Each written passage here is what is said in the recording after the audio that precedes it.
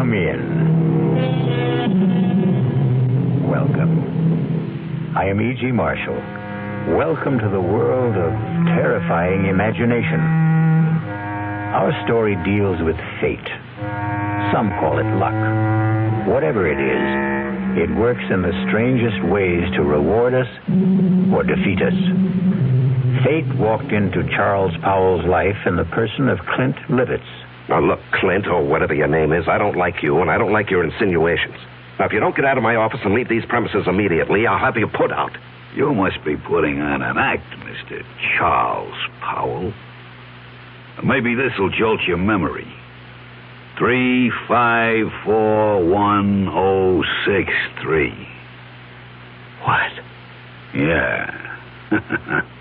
I thought that would do it, Charlie.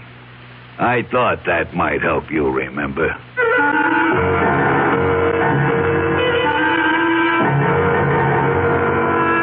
Our mystery drama, No Hiding Place, was written especially for the Mystery Theater by Sidney Sloan and stars Larry Haynes. It is sponsored in part by the Kellogg Company, makers of Kellogg's Special K cereal. I'll be back shortly with Act One. And now another tale of the ball and chain. At Kellogg's Special K presents Overweight on an Overnight Train. Is the seat taken? Please, sit down. You have exceptional legs. But why is one of them attached to a ball and chain? This ball and chain? It's a symbol. Funny, I would have sworn it was a ball and chain. I mean symbolic. Because carrying around a few extra pounds can be just like lugging around this ball and chain. I see. May I suggest something? Try a bowl of Special K, skim milk, orange juice, and coffee. It's the Special K breakfast. Will it make me lose weight? No. Oh. You must also exercise and eat smart at every meal. I see. Do you know the Special K breakfast is less than 240 calories, 99% fat-free, and delicious? No, but if you hum a few bars... And that's another tale of the ball and chain. Your happy ending could begin with the Kellogg's Special K breakfast. That's Kellogg's Special K. Good night. Well, it's all right to tell one lie, isn't it? You can't. Then how about lying just a little bit? Not a little bit. You mean you can never lie? Never. Well, why not?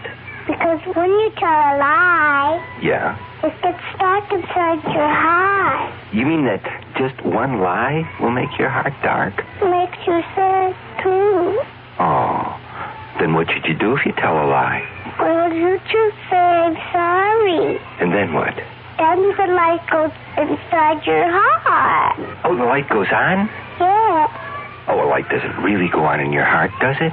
Yes, it does. Well, how do you know? Because the light in your heart will shine in your eyes. Oh. And then you'll be happy. I wonder why people tell lies. I wonder why, too. From the Franciscans, with love.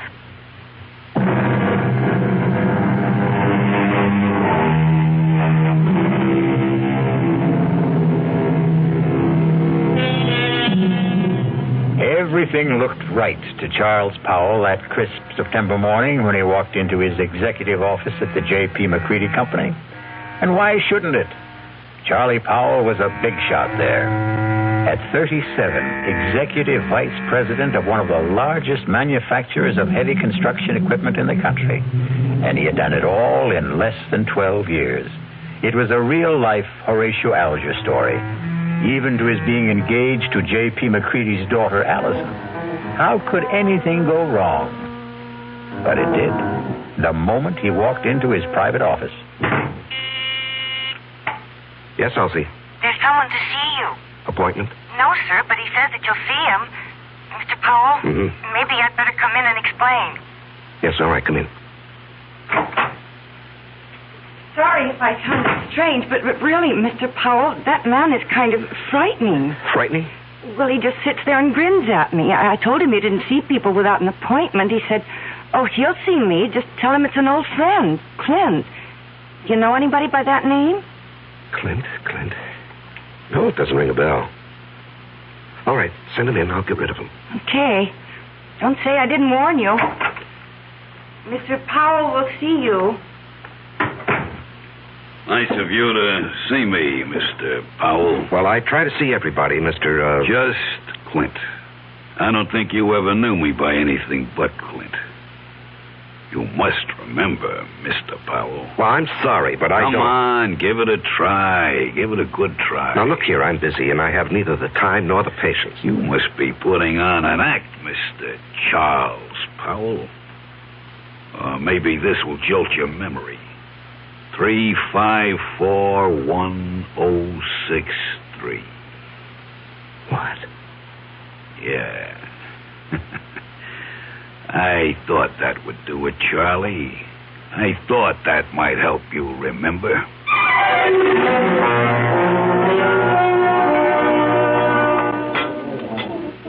Charles? Oh, I'm sorry, Mr. McCready. I guess I was daydreaming. Something bothering you, young man? Oh, no. I hope not. Here I take you to the best French restaurant in town. You pick at your food, gaze into space, send your dinner away hardly touched. Oh, did I send all that good food back without eating it? You did? I particularly wanted to see you alone, Charles, because I have a little news for you. News? What kind of news, Mr. McCready? And that's another thing. You're so damned formal with me, Mr. McCready. Do you realize that in exactly 5 weeks you're going to be one of the family? Yes, of course I realize. How could I overlook it when Allison keeps reminding me regularly? Very well, then. Do you think it proper to call your father-in-law to be Mr. McCready? If you don't start calling me John... Okay. John, it'll be. I'm going to leak a little information to you. Yes? As you know, I've been thinking of stepping down from the presidency of the company. Yes, well, it has been rumored, but I wish you'd reconsider. Now, sincerely, the place wouldn't be the same without you. Oh, I'll still be there, Charlie. I'm not giving up my stock. The name of the company will still be J.P. McCready Company. The only difference will be that you will be sitting at my desk. Sitting at your desk? Well, I thought Hedges was slated to take over when you stepped down. No. Well, Tom was seriously considered, but he's a bit too old for the job. No, the company needs young blood. Well, I'm really bowled over. I've watched you grow. Come up on merit, ability. You're going to go far, my boy. Of course, the board will have to vote on your appointment, but... that, as the saying goes, is in the bag. Well, there's something you've omitted, John. You haven't asked me if I wanted the job. Is it necessary to ask? I remember another lunch with you several years ago. We got talking about ambitions, and you said that you would never be satisfied with second best. It had to be the top job, or you'd move on. Yes. But that was before this morning. What? Nothing. Just mumbling. I'd like to know how you feel about it, Charles. Well, even to be considered for the position is an honor, Mr. John. And your answer? Let me think it over. I must think it over.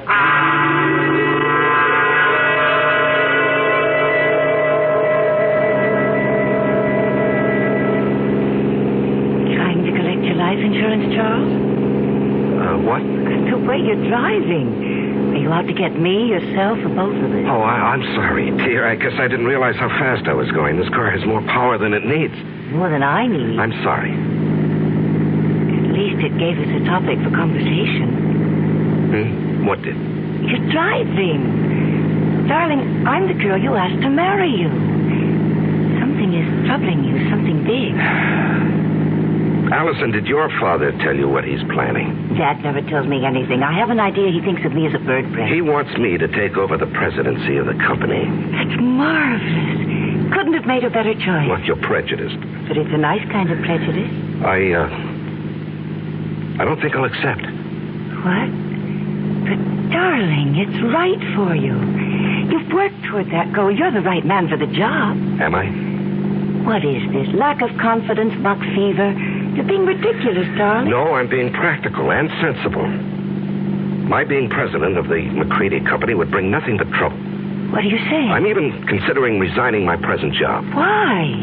Allison... Tell me. Whatever it is, I'll never stop loving you. I'll tell you. When I get up enough courage. Please, darling, be patient with me.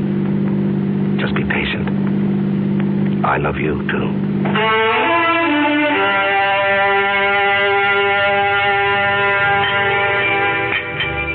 So you finally got here. Thought you were going to forget our appointment. You didn't really think that, Clint. Oh, I knew you'd come. You wouldn't dare not to come. Sit. You got it with you? Yes, I've got it. In small bills. 5s, 10s, as specified. Let's have it. Here. And a pretty manila envelope, too. Nice and neat. Thanks. Now, look, I don't know how much longer I can do this. You'll do it as long as I say. And if I run out of money?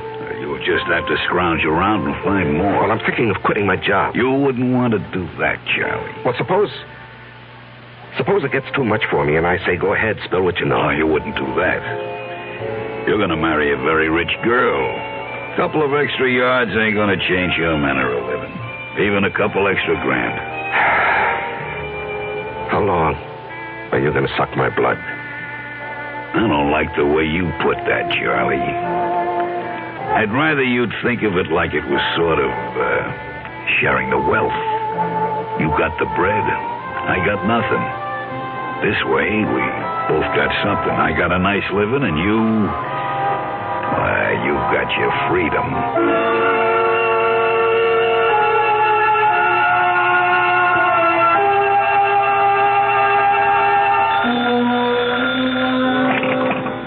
Hello? Charles? Oh, yes, Mr. yes, John. Sorry to bother you at this hour. You wanted to sleep, were you? At 10:15, no. The reason I'm calling... Yes. Is something bothering you, my boy? Well, I've had some things on my mind lately. I'm sorry it was so noticeable. Well, it occurred to me that a young man gets a bit absent-minded as the day of his wedding approaches. Perhaps a bit frightened. No, it isn't that, J.P. Oh, excuse me, John. Someone's at my door. Hold on. Just a moment. Forgive me for coming here. I've got your father on the phone. Come in, darling. Hello, John. It was just the porter with a package. What were you saying? Oh, nothing really. I'm just concerned. Whatever's troubling you can be taken care of. I'm backing you all the way. Well, I appreciate your feelings, J.P., but there really is no cause for concern. I'll snap out of this in a day or so. Good. It's reassuring to hear you say that. Now, forgive me for disturbing you. No, I wasn't disturbed. Thanks for calling. Good night. Good night, J.P. Even Dad notices that something is wrong. Yeah. I haven't seen you in 3 days. You trying to tell me something? All I want to tell you is that I love you very much. From a distance. I called you at your office twice this afternoon. Allison, I can't keep this from you. I thought I could, but every day, every hour, it grows bigger. Until now, it feels as though it's going to engulf me. And you, our life, everything that has meaning for me. Darling. No, hear me out. And then if you want to go out that door quietly, I won't say anything more, and you can forget that you've ever known me. Loved you? Are you trying to say you don't want to marry me? That you stop loving me? Darling, it's because I love you that I'm going to tell you. I considered keeping the whole matter from you, writing out the trouble and probably overcoming it. Darling, how little you know me. No matter what the trouble is, I want to be with you. If you want me. Allison, I'm a fraud. What? I'm not Charles Powell. It's a name I assumed to hide my real identity. Want me to go on? Yes, darling. Go on. At the age of 22, I was charged and convicted of murder and sent to San Quentin for life. I was innocent. Evidence, circumstantial evidence. Court-appointed attorney who didn't know what to do or didn't care. A weak effort to appeal, which was refused, and there I was, at 22, in prison for life. Chance of a parole only after serving 20 years. I'd be old, all my young life confined in prison. So, when I had a chance to get out... You escaped. And ran for 2 years. Do you know what it means to be hunted? You can't get a job. You have no place to live. You can't ever sleep for fear someone will see you and turn you in. Oh, darling. I was ready to give myself up when I suddenly discovered that it wasn't necessary to run any longer. I picked up a 2-week-old newspaper and read a report of my death. What? Yes, a man had been burned to death in a flophouse fire. The only thing he had on him was something that I had kept, my only possession, a locket belonging to my mother. It had a picture of her taken when she married my father. And it had been stolen from me as I lay asleep in a freight car. I guess the thief thought it was gold. It was just cheap gold plate. And the man was identified as you? My mother and father's names were inscribed on the back.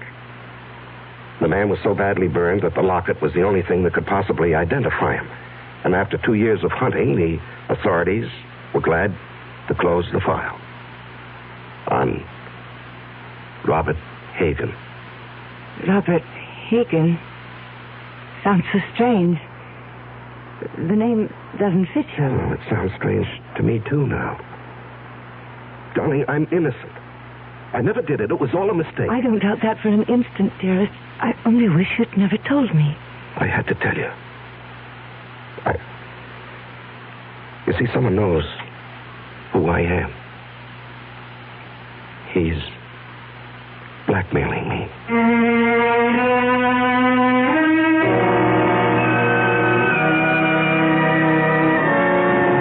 When you're being blackmailed, you don't have many alternatives. Charles Powell's whole life, his future, the happiness of the woman he loves, all hang by a very thin, flimsy thread. I'll be back shortly with Act 2. I'm Hy Brown, producer of Radio Mystery Theater. And as you may imagine, I'm excited about this new adventure in modern radio, this new statement of radio's marvelous power to stir the imagination. Now, we're wondering about your reaction, about who you are and how you like what we're doing. So to encourage you to get in touch with us, we're holding a drawing for 3 weeks. 50 prizes a week, 2 AM/FM stereophonos, 2 travel clock radios, and 46 anthologies of modern suspense. Just mail us your name and address, and you're eligible. Of course, we'd like knowing whether your glad radio drama is back, but name and address will do it. To Mystery Theater, Box 50, Radio City Station, New York, 119. That's Box 50, Radio City Station, New York, 119. All for good everywhere, unless locally prohibited. It's always a pleasure to add beautiful new furniture to your home. And it's even more a pleasure when you can save substantially on its purchase. You can do both this week at Adele Hunt's, 7015 Snyder Plaza during Adele Hunt's great winter furniture clearance sale. Take advantage of Adele Hunt's staff of professional interior designers at no extra cost, of course, and save on such famous brands as Henredon, Drexel, Thomasville, Lazy Boy, and many others. For instance, there are exciting accent pieces on sale from Baker, Tomlinson, and Irwin Lambert. The hundreds of fine values in bedroom, dining room, living room, and occasional furniture may not be equaled again. Even a large selected group of lamps and pictures are as much as 60% off the regular price. So shop early while selections are good during Adele Hunt's great winter sale. Adele Hunt's, 7015 Snyder Plaza, near the corner of Lovers Lane and Hillcrest in University Park, where Dallas buys with confidence. Open tonight till 9 p.m.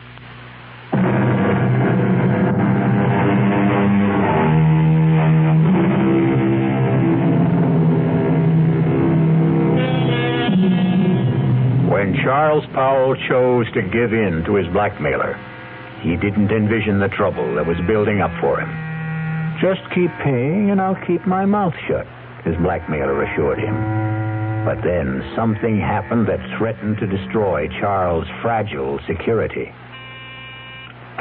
Yes, Elsie? Mr. Hamill is here to see you. George Hamill? Well, we're not playing tennis until tomorrow. I know that, Charlie. I've got something else to talk about. Business. Business? Yours or mine?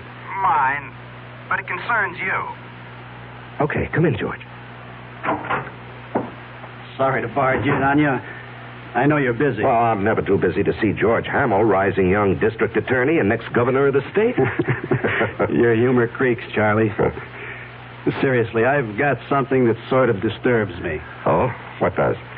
Last night in a bar over on the west side, a man was bashed over the head with a bottle. He's in serious condition. Well, what has that got to do with me? Well, the man who did the bashing, an ex-con by the name of Clinton Livitz. Yes? He's asking for you. Says you'll go as bail.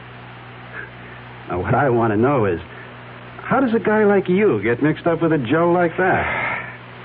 Now, George, what did you think? That he and I were buddies or something? I didn't know what to think. Well, I do know the man. He applied for a job with the company a week or so ago. The foreman who interviewed him discovered he was an ex-con, and he refused to hire him. It was brought to my attention when one of the societies that helps ex-cons called me. So you got him a job in the plant? No, I couldn't. I mean, I wouldn't go over the head of the foreman, but I did see him, and I handed him a couple of dollars. A couple of dollars? You know how much money he had on him when we brought him in? $276. Oh, well, maybe he got lucky at the races with the money I gave him. How much was it? Oh, gee, I don't remember. 15, 20. I just took it out of my pocket and handed it to him. It was a way of easing my conscience. I felt bad about the way our foreman had treated him. Well, take my word for it. This Clint Livitz is a bad customer. Stay away from him. What will become of him? Well, he'll go back to the pen where he belongs. Well, what's the bail set at? $5,000. And you're not seriously considering putting it up, are you? No, I was just asking. Because if you are, that's the last you'll see of your money. For that matter, Mr. Livitz, he'll jump bail. Please, George, I'm a big boy now, and I think I can make my own decisions. Well, who would have thought it? Charles Powell Bleeding Heart. Now, look, we've been friends for over 5 years. When you were running for DA, I backed you with substantial contributions. I like you. You're my friend.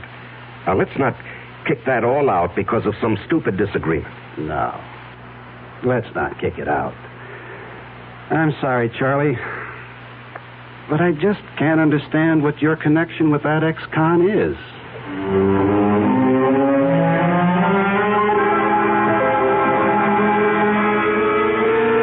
Now, Mr. Powell, I hope you'll understand. I accept Clinton Livitz's case with strong reservations. Yes, I understand, Mr. As an Hargrave. attorney, well, how shall I put it? You don't like your client. Exactly. However, I shall do my best to get him off, or at least get him a light sentence. I'm extremely pessimistic about Mr. Livitz even showing up for trial. Yes. George Hamill also said he expected that Livitz would jump his bail. And you would forfeit $5,000. Yes, I know. And that doesn't disturb you? No, I don't believe he'll run. I see. You want to speak with him? He's been released. He's waiting in the other office. Not particularly. He says he wants to see you. Oh. Well, in that case, yes, I'll see him. Send Mr. Livitz in. I'll leave you alone. If you need me, I'll be in the other office. Now, come in, Mr. Livitz. Mr. Powell will speak to you. Thanks. I'll be back when you call. Just flip the switch on the intercom. Yes, I will. You sure know how to complicate things, Clint. Story of my life. Do you realize you could go up for 1 to 5 years for what you've done? No, it couldn't happen. What do you mean it couldn't happen? Because you wouldn't let it happen, Charlie. Look, even with the best lawyer defending you, he can't guarantee he'll win the case. You won't let me go to prison, Charlie. I'm doing my best for you, but... No buts. I'm not going back to the pen. Okay, you're not going back. Now, just suppose, during the trial, if things look bad... Yeah? We get you out of town and let you run for it. Forfeit your bail. Oh, you'd like that, wouldn't you? I'd be out of your hair, and all it would cost you would be the 5 G's for the bail. No. I'd give you a substantial sum. Oh, Mr. Powell. No sale. I'm too old to run. Well, suppose I got you out of the country. With a good hunk of bread stashed away for me? Swiss bank account. I don't know. Why don't we play it by ear?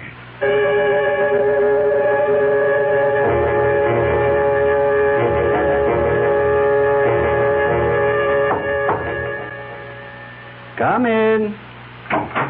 You wanted to see me, J.P.? Yes. Can you spare a minute? Yeah, sure. I've heard it on the grapevine that you were... How shall I put it? That you were aiding some ex-convict in trouble with the police. That true? Yes, it's true, John, and I think I know what kind of grapes grow on that grapevine. All right. Now, George Hamill. Oh, that damn busybody. Why can't he stick to his job and... Now, George is a friend. He tells me that the man you're protecting is a rather reprehensible character. Will you let me explain? It's just a matter of policy, my helping this man. Policy? Well, yes, you did ask me a few days ago to consider taking over the job of running this company. You're going to accept? Well, I was going to tell you today. Wonderful. Wonderful news. Allison will be delighted. I know she's been worried about your seeming reluctance. Oh, no, not reluctant any longer. In fact, I've got all sorts of ideas about what I want to do. This business of giving a hand to ex-convicts is just one of them. Do you realize what this would mean in publicity for the company? To take an interest in the rehabilitation of men who would otherwise be lost, a burden to the taxpayer? I'm going to hire a PR man. We're going to be the big corporation with a heart, JP.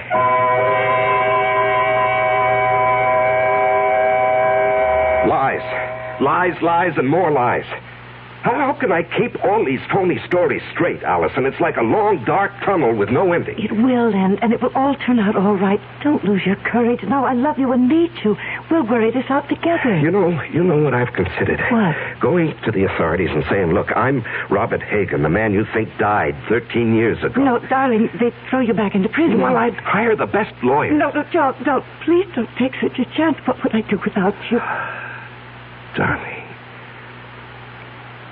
Darling, I don't know how much longer I can stand this pressure. I've got to do something to free myself. Why not give him a lot of money and ask him to go away? Promise to stay away forever. In Hargrave's office, I suggested that he jump bail and get out of the country. What did he say? Well, when I mentioned a big sum, I didn't exactly say how much. A Swiss bank account.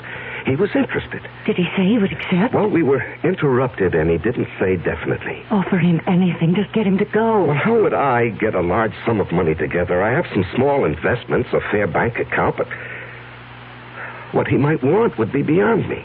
You forget you're marrying a very rich girl. Oh, no, I wouldn't think of that. Don't give me that male ego business. I've got money. Dad was nice enough to give me a big hunk when I was 21. Now, look, Allison. With all my earthly goods, I thee endow. We're not married yet. You're not going to back out now, not after I've endowed you with all my earthly... Or is it worldly goods? You are the nuttiest woman I've ever known. See, I've got you laughing. Darling, all our troubles are going to evaporate, vanish. No. It won't work, Allison. It'll never work. But you said... No. Clint Livitz will never stick to any bargain. He'll want more, and he'll want more. He'll never be satisfied. If we got him out of the country. What's to keep him from coming back when he's broke or even threatening us from abroad? I gave him $1,000 in cash only a few days ago. When he was picked up in the bar, he had only about $270-some left. In a matter of 2 days, he'd squandered over $700. But if he were made to understand that the sum agreed on was all he was going to get... Can't I make you understand? We're not dealing with a rational, honest man. He'll agree to anything. And then when his money runs out or he decides he wants more, he'll be right back. What can you do? There are only 2 things one can do about a blackmailer. Keep on paying and paying forever. And the other? And the other? Kill him.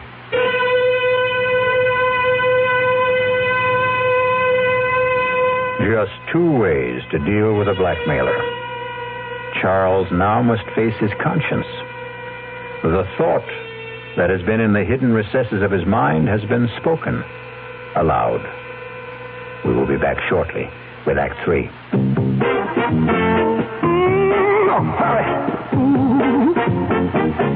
When you say bud, you said a lot of things nobody else can say, yeah. When you say bud, you've gone as far as you can go to get the very best. Think about it. Decide. for yourself. Well, sure, the Budweiser people really do believe that brewing beer right does make a difference. But even that's up to you. Because the king of beer is leading all the rest. When you say Budweiser, you said it all. Anheuser-Busch, St. Louis. Who knows how to help you solve your shopping problems? The Better Business Bureau knows. Honey, the TV set just won't work. Who do I take it to? The lady down the street took hers into a place that charged her more than her set was worth. Gosh, I don't know. I'll tell you what to do, folks. Who are you? I'm the man from your Better Business Bureau. Now, before you take your set in for repairs, shop around and check into a firm's reputation. You know, that's even more important than the price. Friends and neighbors can help, or you can ask for a few names of previous customers to find out if they were satisfied. And since the amount you pay will vary from one place to another, it's up to you to find out in advance what a service will cost if you have it fixed at home. Just another consumer tip from your Better Business Bureau.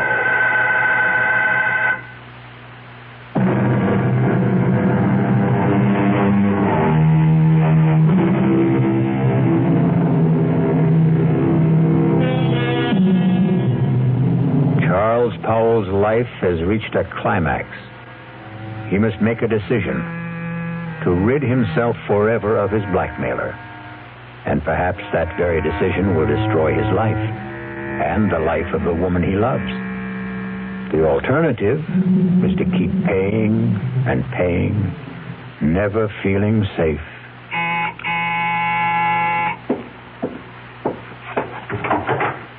Oh, Allison, I was, You were expecting him, weren't you?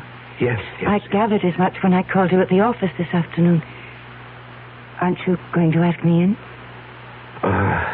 Yeah, come in. You were so evasive. Well, he, wanted to see me this evening. He, wants more money. And you're going to give it to him? Well, I haven't many choices, have I? You mentioned one. No, Allison, I'm sorry I let that slip out. I didn't mean it. I couldn't go through with that if I wanted to. I could. What? Honey, you don't know what you're saying. I know very well what I'm saying. How long do you think you can keep this business hidden? Well, I don't know. Maybe forever. Look, he's not a young man. All those years in prison, the kind of life he's led. How many years do you think he has left? He could die tomorrow. He could do something tomorrow that would expose the whole game, and then where would we be? No, Charles, I love you. I want us to marry and live a good, peaceful life. How can we with all that hanging over us? Oh, Allison, darling, you don't really know what you're suggesting. Look, maybe if we could get him to leave the country. You said there were only two ways to deal with a blackmailer. To keep paying? No, to murder him is unthinkable. George Hamill asked me to stop by at his office this afternoon. Why? He's not stupid. The story you gave my father about helping ex-convicts as a public relations stunt didn't wash with him. He wanted to know what I know. Well, he was just fishing. The best way would be to make it look like an accident. Allison, Hear me out. A car accident. How? If I cracked up with Clint in the car, I might be the one who gets it. And what guarantee do we have that he would die? No, you can't be in the same car. If he were in another car and you were following him, and if you raced ahead of him and cut him off and forced him to crash off the road. Oh, if. It's too iffy. It's so impossible. It's so dreamlike. It was a dream.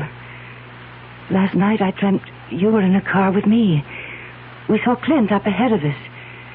I said, there's Clint ahead of us. Cut him off and make him crash. Faster. We've nearly caught him. Now run alongside him. Force him over. Cut in front of him. Then I woke up. I was calling out.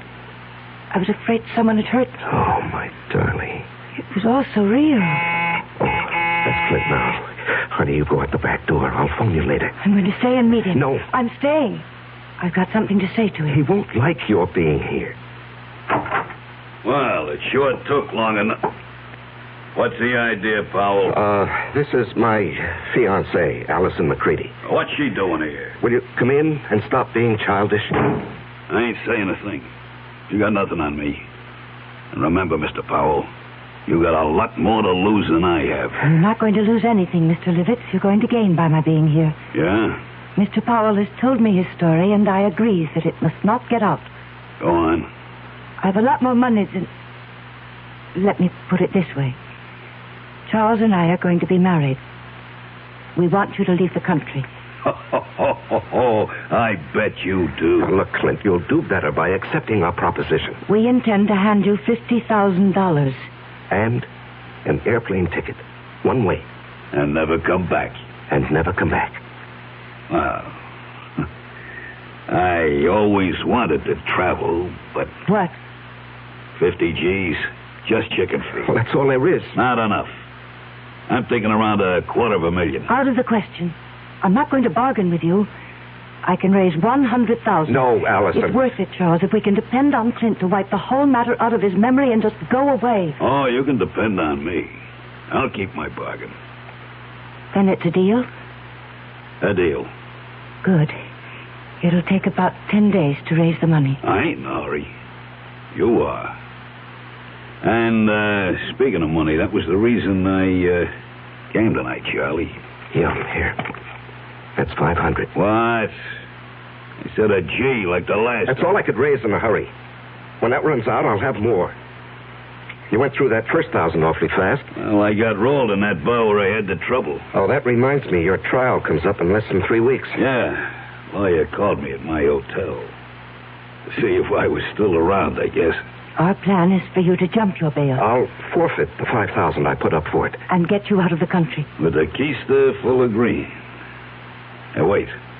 I ain't got a passport. Oh, that can be arranged, Clint. Just leave that to me. Okay, friends. You got yourself a deal.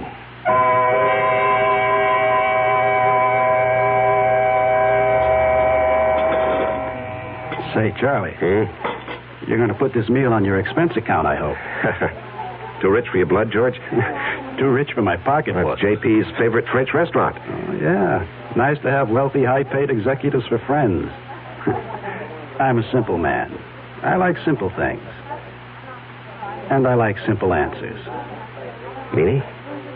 How long are you going to cling to that cockamamie story about your helping ex-cons rehabilitate themselves? Well, it's the McCoy, George. That guy got something on you, Charles? Pardon, monsieur, the telephone for you. Oh, yes, thank you. Where is it? It is here, monsieur. I will plug it in for you. Thank you. Just like the movie. Yeah. Hello? Charles? Oh, yes, Allison. I know George Helm was with you, else he told me you were lunching with him.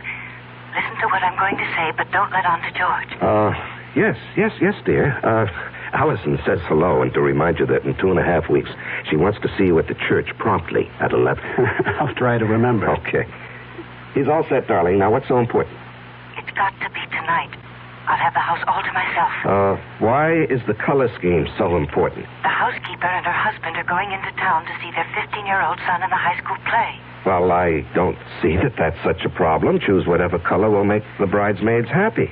Rent a car and let Clint take it to drive out and be here promptly at 9. Do not come together. You come out in your own car, but first report it broken down. Have it picked up tomorrow morning. You bring it back after it's all over. Understand? We did not see each other. You couldn't get here because your car was out of order. Oh, yes, I follow, dear. I follow. I'm not sure I agree. I have a .22 target pistol. I know how to use it. Yes, I know you have to ask him to come, dear, but then what do we do with the unwelcome guest? There's a spot about 100 yards behind the house. We get him out there in a wheelbarrow. There's a hole, an old cesspool. We drop him in, quick climb. Gardener's got several bags. But, suppose the gardener wants to supply some flowers for It's it. gone over a year, fired. We didn't hire one after that. As soon as it's all over, we'll take the rental car and dump it over the edge of the road near town. You know that bad place where there's no shoulder on the road and only a flimsy guardrail? Mm-hmm. Yes, I know. We dump the car there. Let it smash up. If it catches fire, so much the better. Then you take me back to the house and rush back to the city.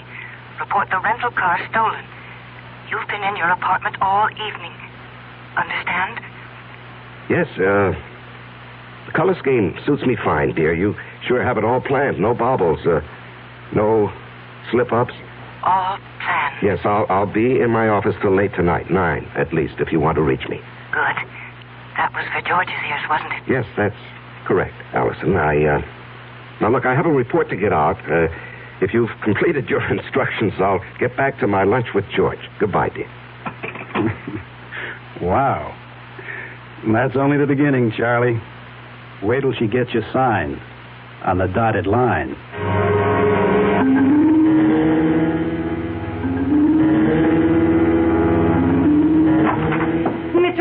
Mr. Powell, something terrible's happened. What is it, Elsie? There's been a terrible accident on the late shift. Man's caught in a machine. The big press, they said. Oh, good Lord. Has the hospital been called? I don't know. Well, call them on your phone. I've got to use this one.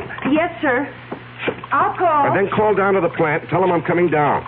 If it's what I think it is, the machine will have to be partially dismantled. Yes, sir. Hello? Allison, listen, there's a change of plans. Charles, where are you? I'm still at the office. Something's happened. It's 8:30. He'll be here at 9. Yes, I know. He has the rental car. I got it for him. When will you be here? Well, there's been a bad accident on the night shift. A man's caught in the big metal press. I've got to help get him out. But us? What about us? Well, when he comes, stall him. Just tell him what happened, why I'm delayed. I haven't got the money, Charles. Tell him I'm bringing the money, the airplane ticket, and the passport. Just stall him. I'll do my best, but hurry. He scares me.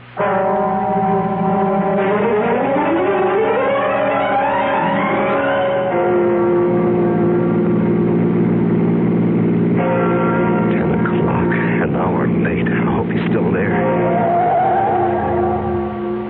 The lights are on. I'm not too late. He's still here. He's still here. Allison!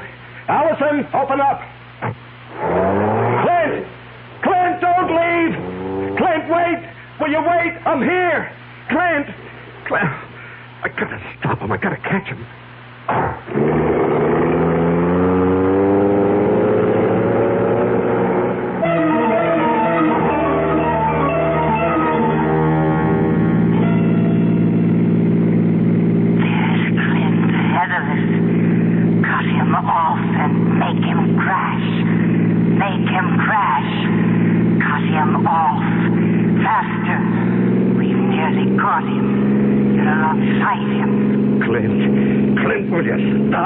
I'll run you off the road.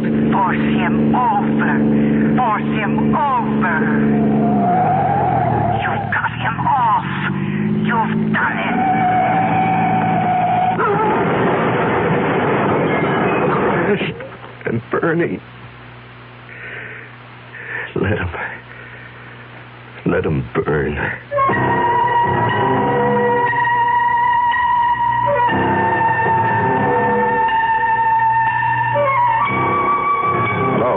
Is this, Arrow Car Rental Service?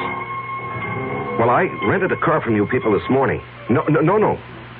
No, there's nothing wrong with the car. I just want to report it stolen.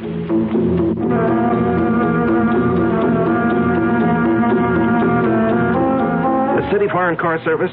Look, I asked for my car to be picked up in my driveway. It's still here, and I called, or rather, my secretary called at 10 this morning. My name is Charles Powell.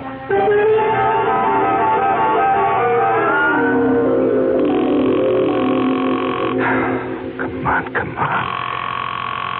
Just answer the phone. Oh. Yeah, just a moment. Oh, George. George, it's kind of late for a visit. Come in. Thanks. I was just trying to phone Allison. Boy, what a night this has been. There was an accident at the plant. Peterson. I hope they don't have to amputate. I heard. Yes, and then when I got outside, I had a date with Allison. The car that I had rented this morning was missing. It was stolen. What happened to that great, big, powerful foreign job of yours? Oh, it wouldn't start this morning. Had Elsie call the service people, but they haven't picked it up yet. I just called them. They have a night answering service. You've had a busy evening. Yeah, very. Well, I think I can clear up one of your puzzles, Charlie. Your rental car was found with a thief in it. You, caught him? Dead. Burned to a cinder. Oh. Must have been going at a terrific speed. Tire marks on the road as he went off. Cracked up and burned. Yeah. Some kid? No. This may surprise you. It's your protege, Clint Livitz. We found enough of him to identify him. And a slightly burnt, but still usable bankroll of sizable proportions. Well, that closes his case, doesn't it? And opens up several others. Incidentally, where were you all evening? Home. After I got back from the plant. You didn't go out? Well, I told you my rental car got stolen. I came home by cab to change my clothes. The big car is out of commission. I won't play games with you, Charlie. I checked it in the driveway just before I came up. The engine is still quite warm. You want to explain that? No, I don't want to explain. Charlie, I'm arresting you for murder. I must warn you that what... George, what are you talking about? Are you accusing me of Clint Livitz's death? No, that was obviously an accident. I'm holding you for the murder of Allison McCready, the girl you were going to marry.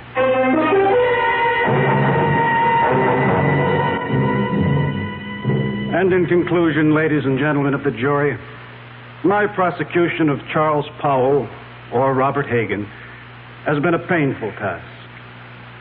I was his best friend. It was difficult to believe that he would kill the woman he loved, but the evidence is conclusive. Charles killed his lovely fiancée because she discovered his real identity, an escaped convict, a killer sentenced to life for another murder. The testimony of the housekeeper, Mrs. Francis, cannot be doubted. She did not leave the house as he thought. She saw him run from the house, jump into his car, and race away. And then she discovered the body of Allison McCready shot through the head.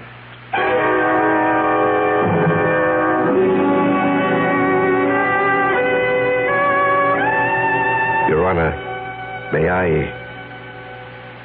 I make a statement before you pronounce sentence? I did not kill Allison. I loved her.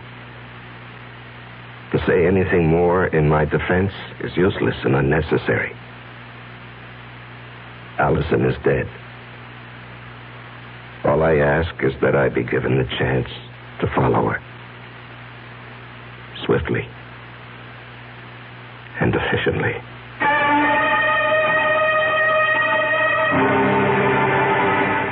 And so a man is twice accused of murder and twice sentenced for the crime. A weary man who asks only to be allowed to follow the woman he loved. I'll be back shortly. Take the time to listen. Take the time to care. If I know you understand me, then my mind is yours to share. Listen with your heart. Listen with your mind. When you really listen, love is what you find. How do you do, sir? My grandmother just died. I'm so happy for you. Meet Mrs. McNulty. How do you do? Did you know you have spinach on your teeth? Oh, that's wonderful. This is Mr. Jackson. Nice to meet you. I have bubonic plague. Oh, yes, Mr. Plague. Meet Miss... Reception lines aren't the only places people don't listen. When you listen, love is what you find. A thought from the Church of Jesus Christ of Latter-day Saints, the Mormons.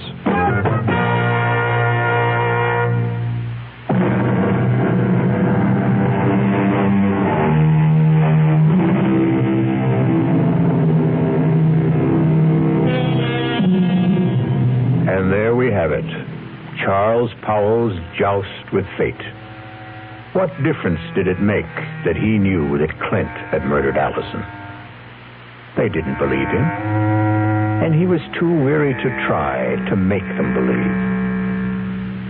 Our cast included Larry Haynes, Ann Meacham, Jackson Beck, Sidney Walker, and Tom Keener. The entire production was under the direction of Hyman Brown. Now, a preview of our next tale. I don't understand it. Tub's bone dry, ma'am. Hasn't been used. Now, not tonight, anyway. His clothes. Howard's clothes. He'd empty his suitcases and put his clothes in the closet. Here's his suitcases, too.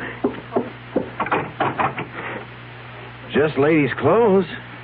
Yours, ma'am? Yes. Hey, look, this dream you had. It was no dream. Okay, so maybe you imagined... I didn't imagine anything. Do you imagine a husband? Do you imagine a month-long honeymoon? Do you imagine a man in a chair with a knife in his chest? Radio Mystery Theater was sponsored in part by Anheuser-Busch Incorporated, brewers of Budweiser. This is E.G. Marshall inviting you to return to our Mystery Theater for another adventure in the macabre. Until next time, pleasant